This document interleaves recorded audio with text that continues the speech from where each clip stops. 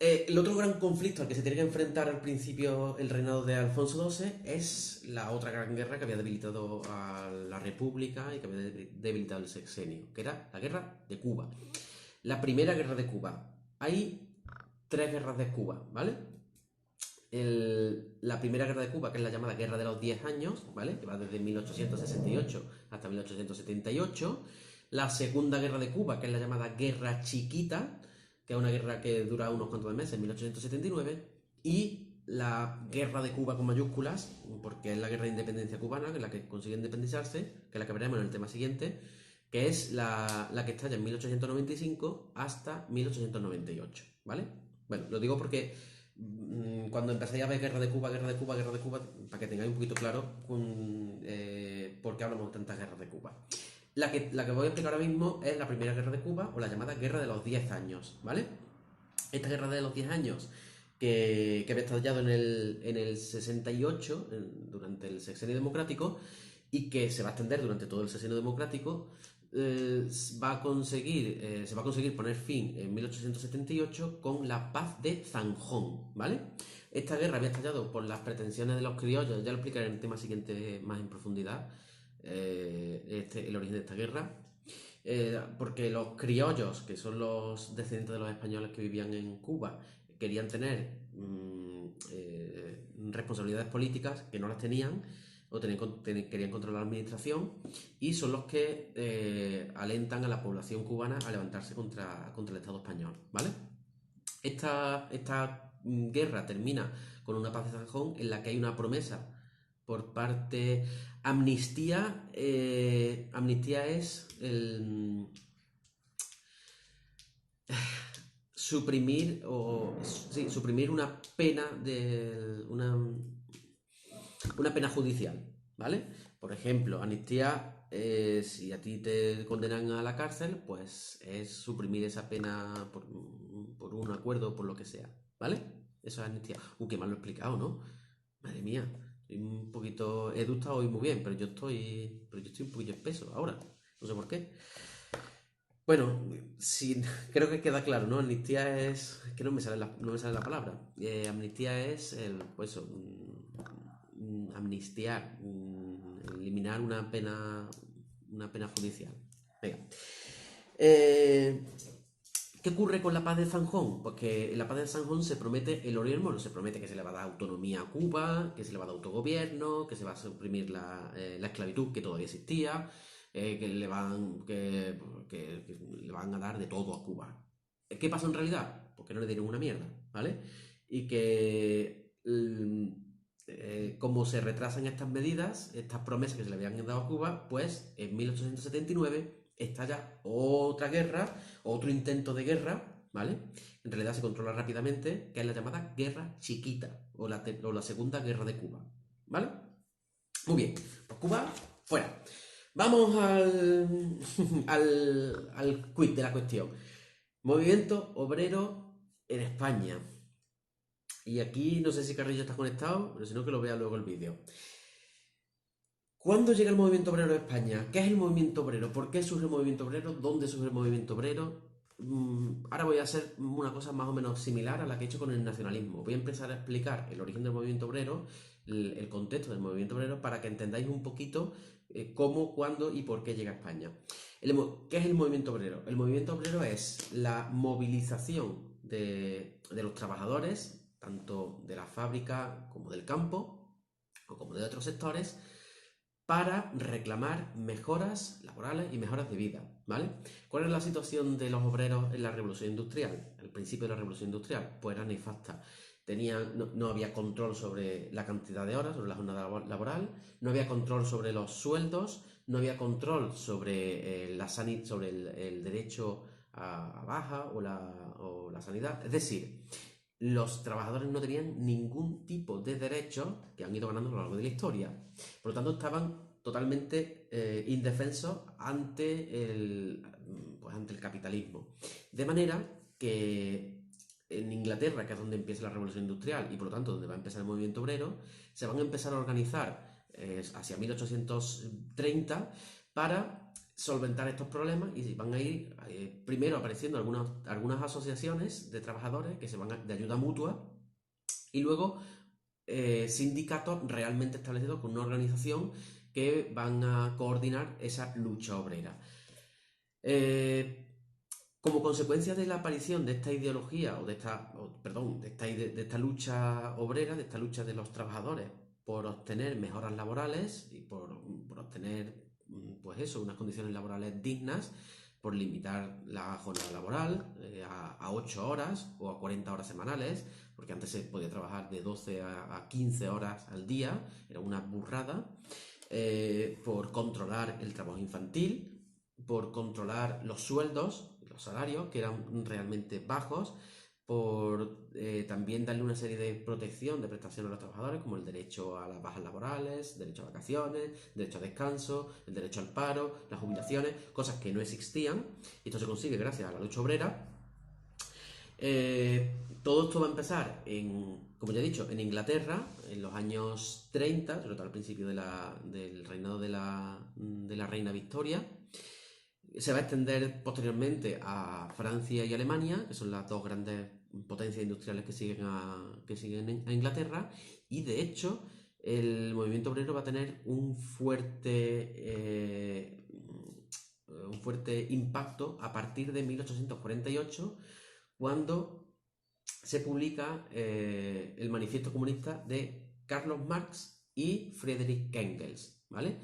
Estos dos, que son los que llaman a los trabajadores del mundo, a los proletarios, que es como lo llaman ellos. Proletarios son todas aquellas personas que necesitan su tiempo y su trabajo para vivir, es decir, aquellas personas que no tienen rentas, ¿vale?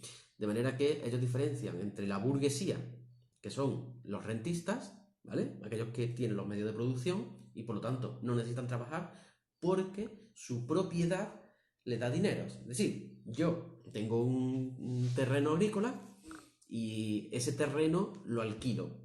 Y el alquiler, la renta de ese terreno es la que me permite, de ese terreno y un montón de terrenos, es la que me permite vivir sin trabajar. O yo tengo una fábrica que he montado con mi dinero, que no lo he podido obtener de distintas formas. Yo tengo una fábrica que la he montado con mi dinero.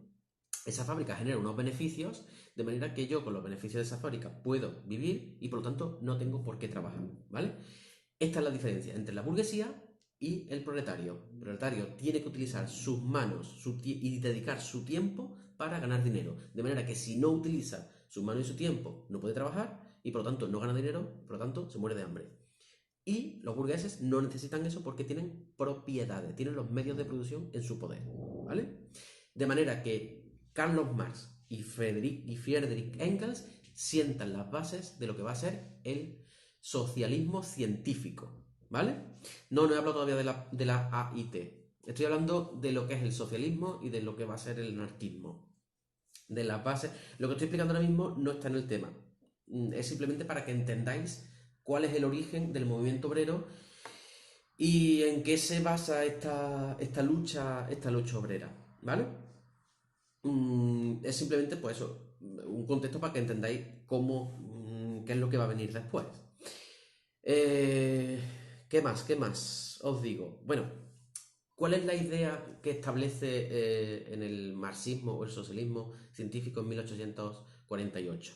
Pues la idea, según Marx, Carlos Marx, es que la historia ha sido Bueno, que la historia solamente ha habido dos grupos sociales, solo dos. Para Marx solo hay dos grupos sociales. Los que tienen y los que no tienen. Así de simple, ¿vale? Según Marx, la historia es una lucha de clases entre los propietarios de los medios de producción y los que no tienen medios de producción. Bien, primer sistema político, económico, social según Marx. El esclavista. Están aquellos que poseen a los esclavos y los esclavos que realizan el trabajo sucio, ¿vale? El sistema esclavista entra en crisis al final de la Edad Antigua, al principio de la Edad Media, y va a ser sustituido por un nuevo sistema que es el feudalismo. Tenemos por una parte a la clase dirigente, a la clase propietaria, la clase explotadora, que son la iglesia y la nobleza, que son los que tienen los medios de producción, los que tienen las propiedades agrarias, y por otro lado tenemos a el pueblo, aquellos que no tienen otra forma de vivir nada más que trabajando. De manera que el pueblo es el que sostiene esa sociedad trabajando para esta gente, ¿vale?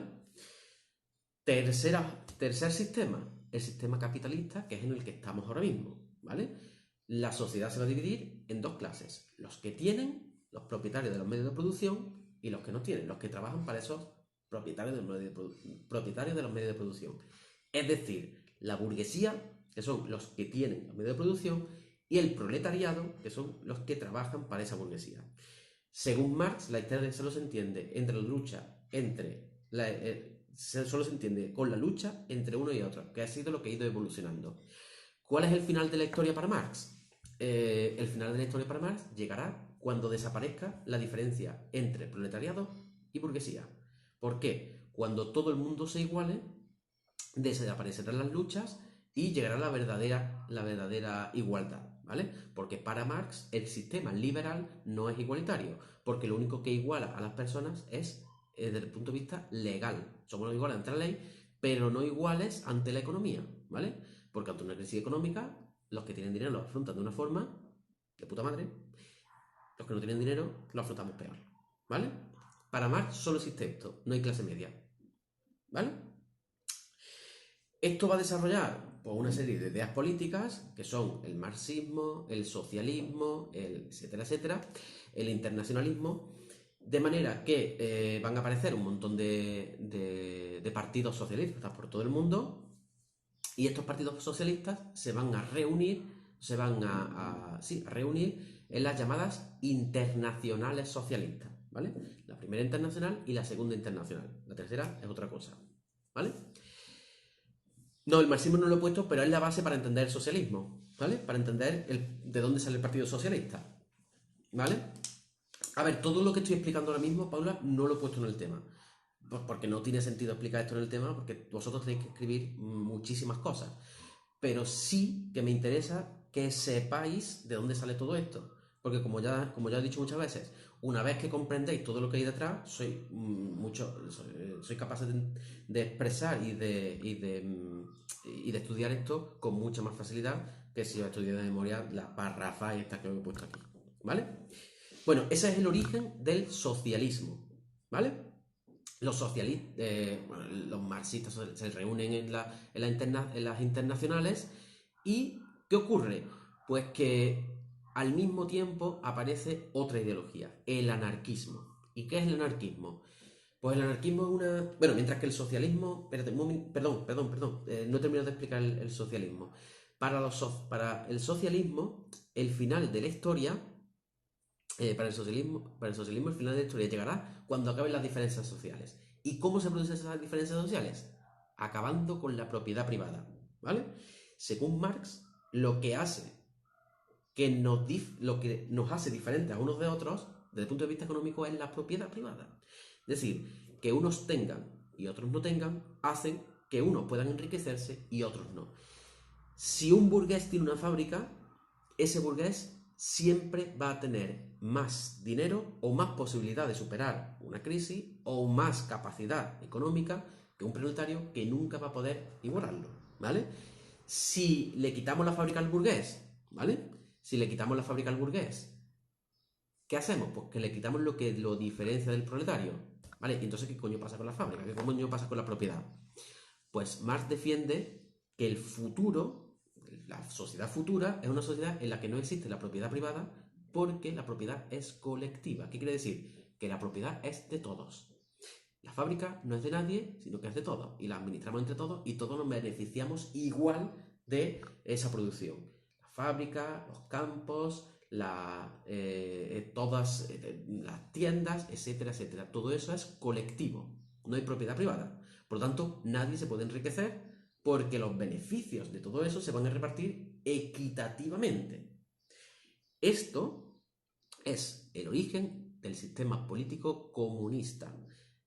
La puesta en común de la propiedad, ¿vale? La supresión de la propiedad privada y, por lo tanto, la aparición de la propiedad colectiva, ¿vale? Y luego hay muchas formas de llevarla a cabo. De hecho, no ha triunfado en ningún sitio en lo que se ha aplicado el comunismo, como en la Unión Soviética, como pasó en China, que al final ha cambiado el sistema económico, como pasa en Cuba o en Corea del Norte o en otros estados donde se ha aplicado el sistema comunista, ¿vale? Por algunos fallos en la forma de aplicarlo. Muy bien. De manera que socialismo-comunismo creo que más o menos queda claro. Anarquismo. ¿Qué es el anarquismo? Pues el anarquismo, bueno, el socialismo sí que contempla la existencia de un Estado, es decir, de un gobierno, de unas instituciones que controlen a la población, ¿vale? Para permitir que la propiedad sea pública, ¿vale? O colectiva y administrar esa propiedad, ¿vale? ¿Qué es el anarquismo?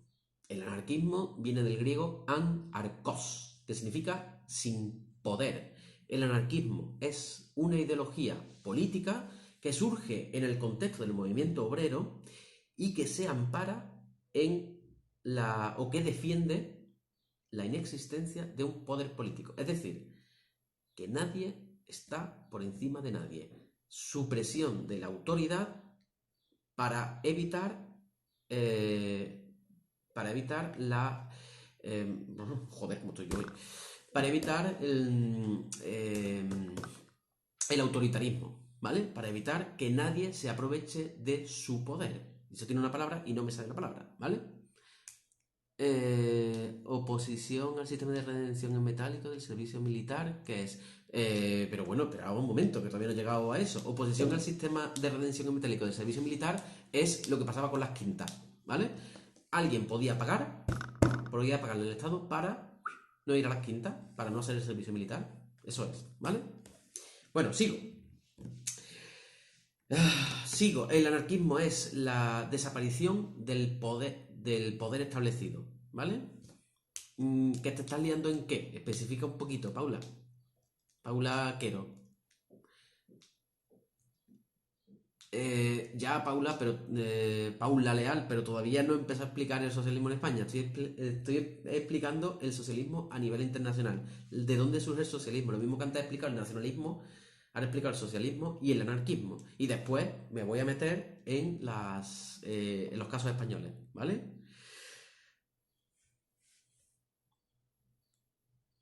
Claro, porque anarquismo y socialismo son dos cosas diferentes, ¿vale, Paula? Entonces, te estás liando porque estoy hablando del socialismo.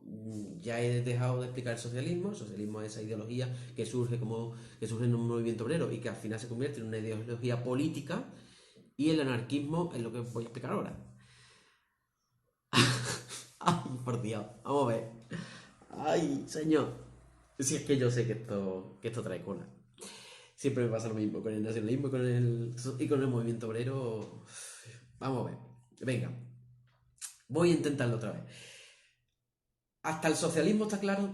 ¿Hay alguna duda con el socialismo? ¿Queda claro lo que es el socialismo? ¿El origen del socialismo? No del socialismo en España, sino del socialismo a nivel internacional. Ahora hablaré de la AIT, de la FRE, del PSOE, de todas esas cosas. Eso es a nivel español.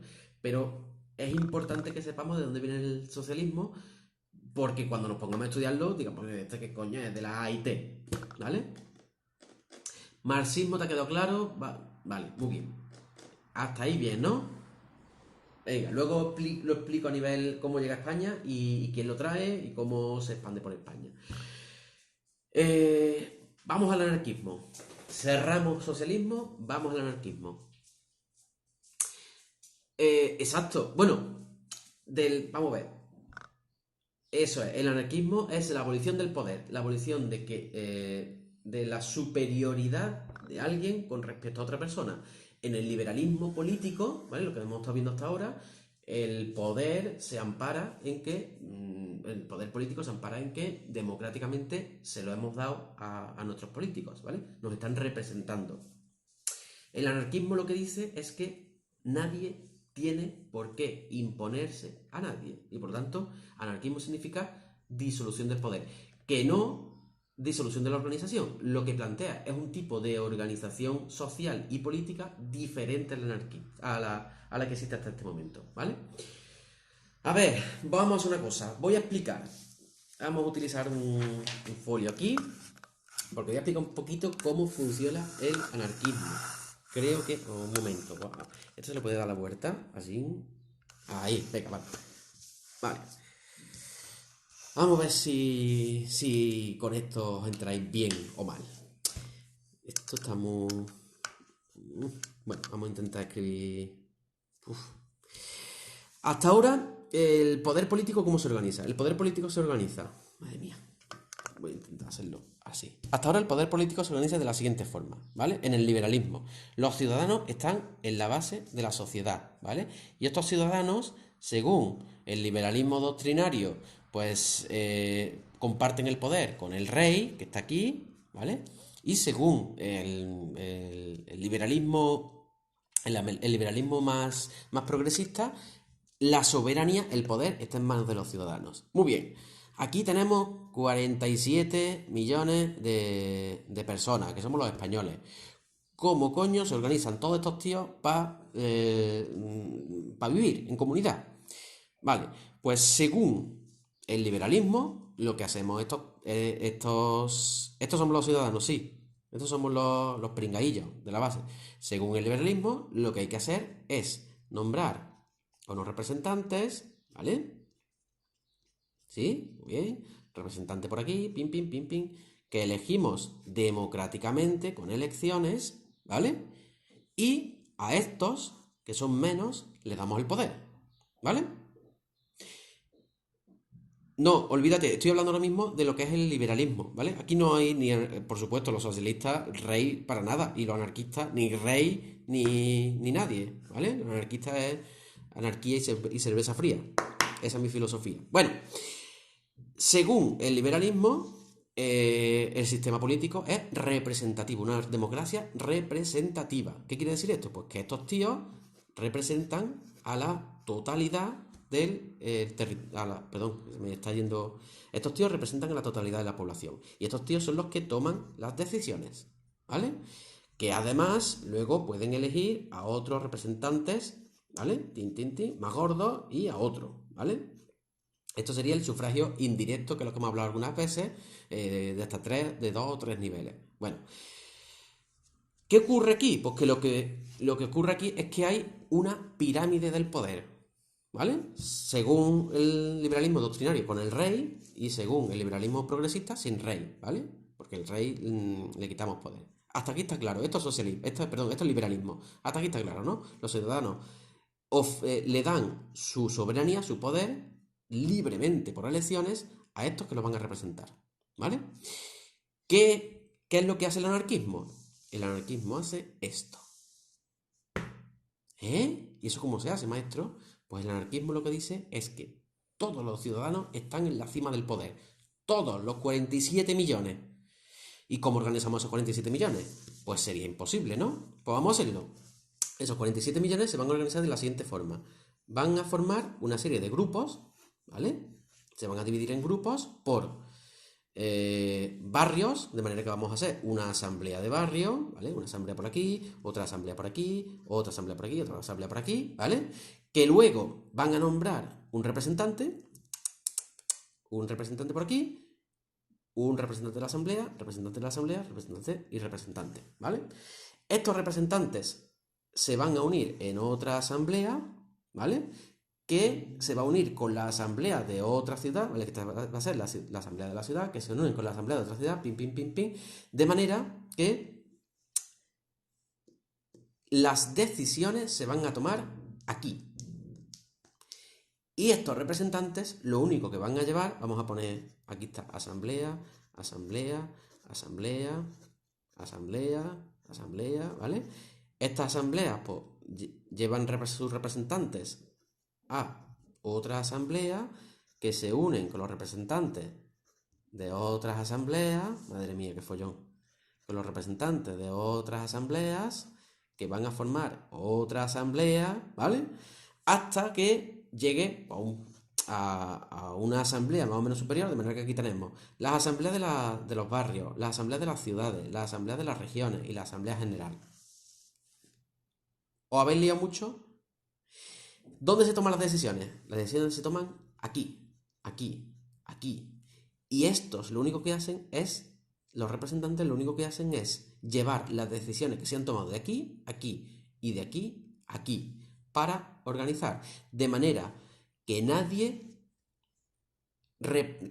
elige a nadie para que lo represente, sino que todos los ciudadanos que están en estas asambleas votan todo y deciden todo lo que se hace en el Estado. ¿Vale? De manera que en la pirámide del poder es inversa. No sé si es mucho follón, Laura. Y eso es el anarquismo. El anarquismo. ¿Está suficientemente confuso? Lo del liberalismo es lo que tenemos nosotros en España. Nosotros no tenemos en España un sistema liberal, ¿vale? Con un sistema liberal con algunas medidas sobre un sistema mixto. Andrea, vamos a ver. Te has perdido. Vuelvo a explicarlo con este sistema. Yo creo que el sistema representativo del liberalismo está claro, ¿no? Los ciudadanos eligen a sus representantes que van a ejercer el poder. Es decir, los ciudadanos renuncian al poder para que lo ejerzan esta gente. ¿Vale? ¿Sí o no? Eh, Claro, bueno, estos pobres eran analfabetos, estos pobres somos nosotros, ¿eh? Nosotros tenemos ahora mismo un sistema representativo, una democracia representativa. Nosotros elegimos a nuestros representantes en los ayuntamientos, a nuestros representantes uh, a nuestros representantes en los parlamentos autonómicos y a nuestros representantes en el Parlamento español, en las Cortes y en el Senado, ¿vale? Básicamente todos tienen el mismo poder, por eso no hay nadie. ¿Sabes? Vale, me refiero. Eh, vale, decirle a los de cuarto que sigan jugando al Fornite, que estoy aquí explicando el anarquismo. Bueno, hasta aquí está claro. O no. El liberalismo, sistema representativo. ¿Qué plantea el anarquismo? Pues el anarquismo lo que plantea es que. Os voy a poner un ejemplo. Espérate, ya que voy a darle la vuelta a esto. Ahí. Ah, vamos a ver. Cago en la mano. Ahí. Ahí. Ahí. ¡Uy! Madre mía. Dios mío. Con lo bien que se está en clase con una pizarra. Vale. Ahí, vámonos. Digo. Os pongo un ejemplo. Imaginaos que en el instituto adoptamos un sistema de representación anarquista, ¿vale? ¿Cómo lo hacemos? Pues lo que hacemos es que creamos una asamblea en segundo bachillerato A, hay otra asamblea en segundo bachillerato B, hay otra asamblea en primer bachillerato, otra asamblea en los cuartos de la ESO, etcétera, etcétera. De manera que cada clase tiene su asamblea y todos los alumnos proponen cosas en las asambleas y votan esas cosas en la asamblea, ¿vale?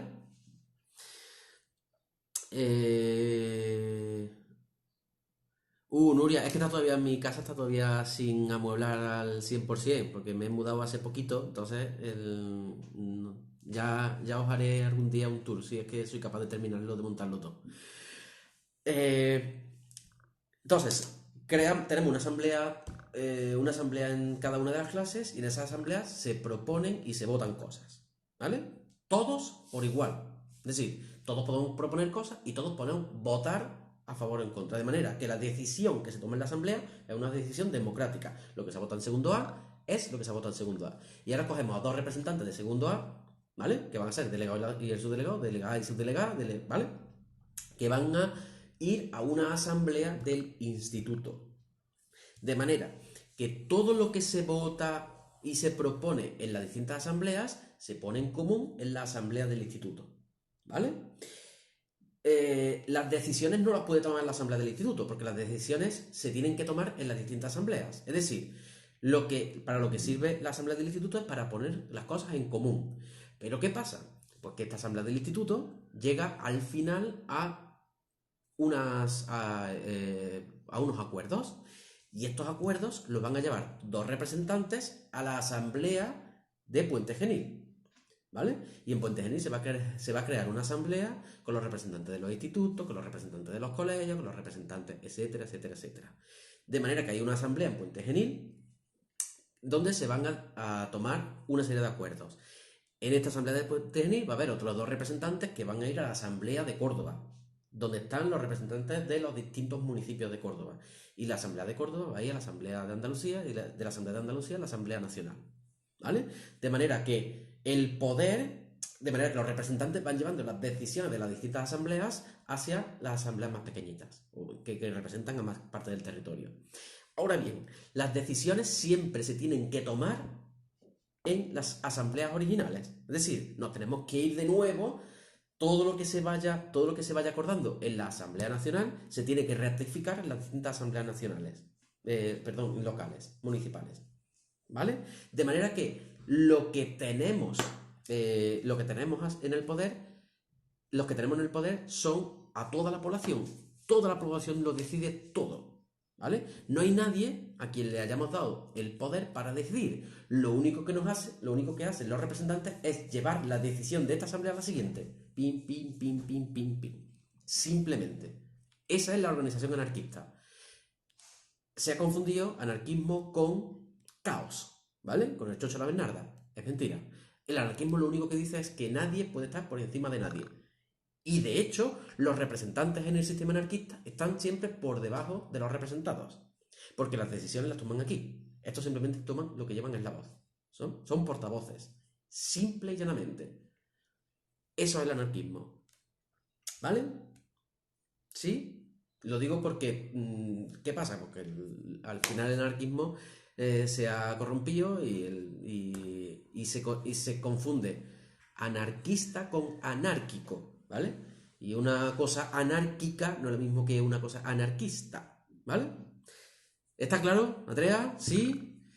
Muy bien, pues esas son las 2 grandes ideologías que llegan en este momento a España: socialismo y anarquismo.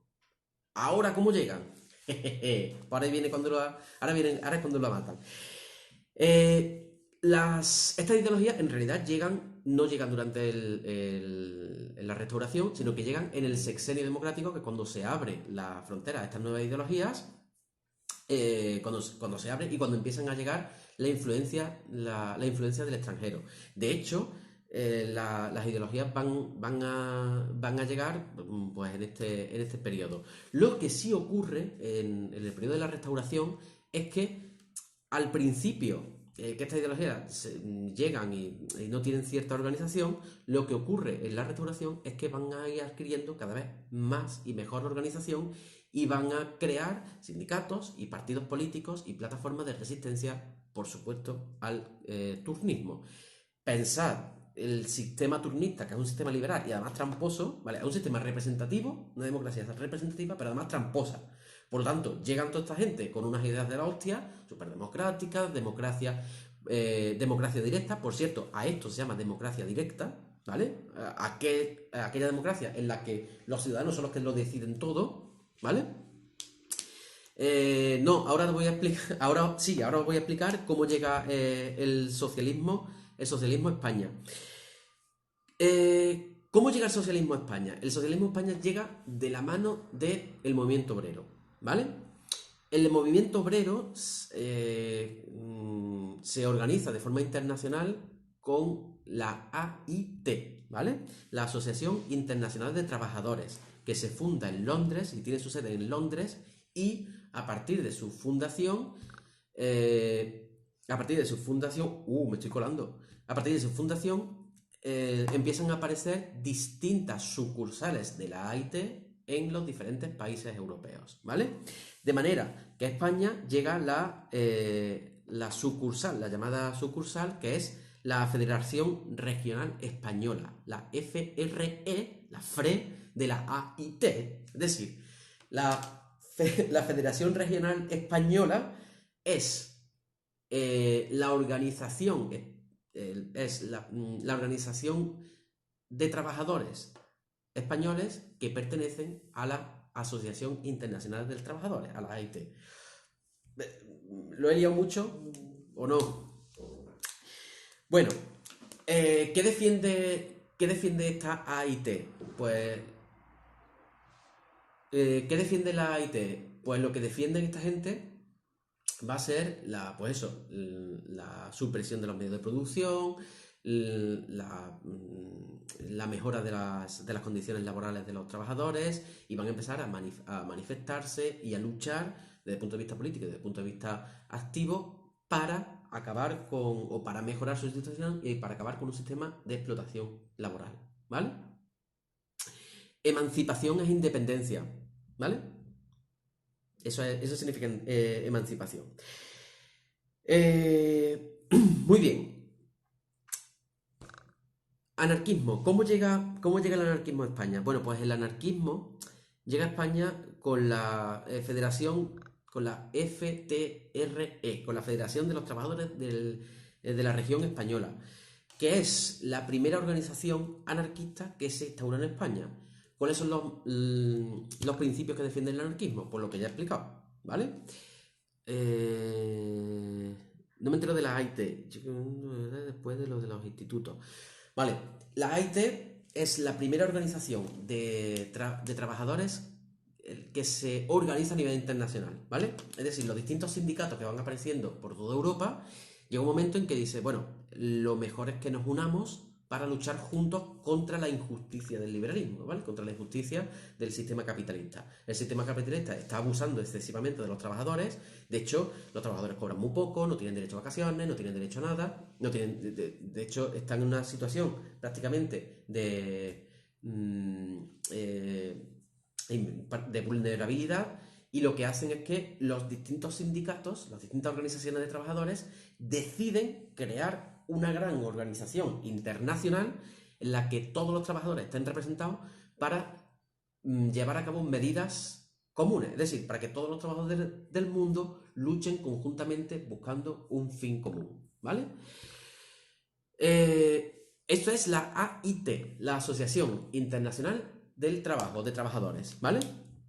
Ahora bien, la AIT empieza a desarrollar o empieza a tener distintas organizaciones dependientes de la AIT en distintos países de Europa. ¿Y qué ocurre? Pues que la organización que representa a la AIT en España se llama la FRE, la Federación Regional de España, ¿vale? O la Federación Regional Española. Por lo tanto, la FRE es una organización que está dentro de la AIT, ¿vale? Ya lo sé, mucha información y además muy liosa. Pero hasta aquí está claro. FRE y FRE y AIT. La FTRE es otra cosa. Ahora lo explico. ¿Vale? La FTRE ya sí es anarquista.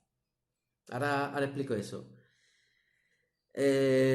Como queráis. ¿Queréis que sigamos mañana más y estáis más fresquitos? Que ya lleváis mucha información. Cortamos aquí ya. Y mañana, ya que ha quedado claro más o menos lo que es el anarquismo.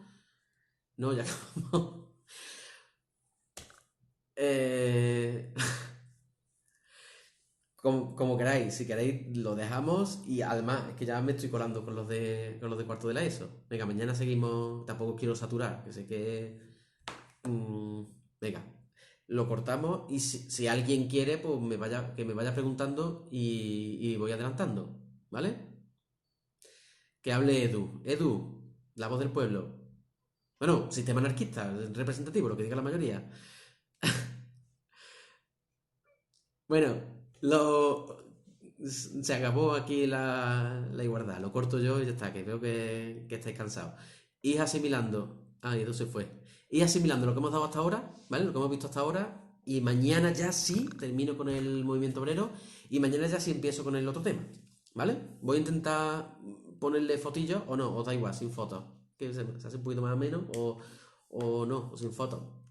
Mañana nos vemos a las 12, ¿no? A lo mejor me cuelo porque mañana me pasa lo mismo con los de cuarto A. ¿Vale? Caciquismo, nada, ni caciquismo ni nada. Autoritarismo es esto. Lo que yo diga y se acabó. Mañana a las 12, ¿vale? Bueno, chicos, mucho ánimo, mucha fuerza y a pasarlo lo mejor posible. Venga, hasta luego.